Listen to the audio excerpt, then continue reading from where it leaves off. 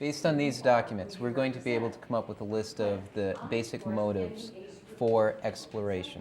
Dividing students into two groups enables co-teachers to use different materials and methods to teach the same concepts. When they, the Spanish, entered the Hall of Treasures. Here, one teacher engages students in reading and discussing primary source materials to study explorers. They were slaves to their own greed. They seized treasures as if they were their own, and when they had taken all the gold, they heaped up everything else and put it in the center of the room. Okay. Here we go. We're talking about the Spanish arriving in the Americas, and it pretty clearly states what they were looking for here.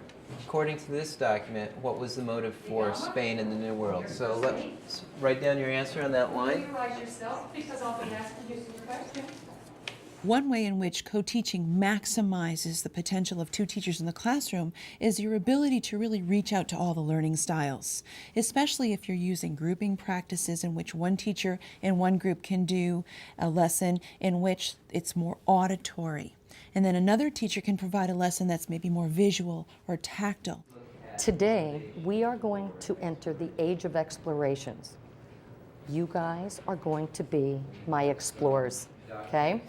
We're going to start with the Portuguese explorers over here because you were the first real explorers to set out. We're going to have Spanish explorers come next. Each person is going to get the name of who you are, who you represent. But I, of course, am the ace reporter from Oceanside High School, Channel 42.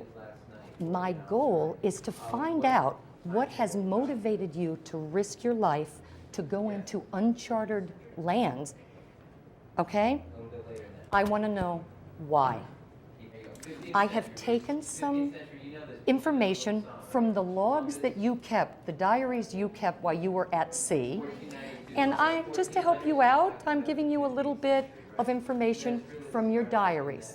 We can use color, we can use examples, we can use a variety of props, we can use student participation in our examples, and in doing that, we can differentiate how students approach the curriculum. These students are using the same primary source materials as the other group, but in a different format. That's exactly right. And notice the blue. In addition, maps will help students visualize the different routes and lead to key concepts of the lesson. Mr. Diaz, where are you from? I'm from Portugal as well. Well, thank you for coming. Is this your first mate? Yeah. Okay, very brave, the two of you. You heard what Prince Henry said about his travel. Did you have a different motivation for taking off and doing all your exploration? Funny you should ask. Yes, I did have a different motivation. And what was it? Could you share a little bit with us? Because we all, it seems like we're here for different reasons, different motivating factors. I went to the Cape of Good Hope to gain wealth for my country. Really? Now, wealth, in what regard? What did you find? How were you going to get wealth for your country exactly? I was going to visit different countries and see things they had and bring them back to my country.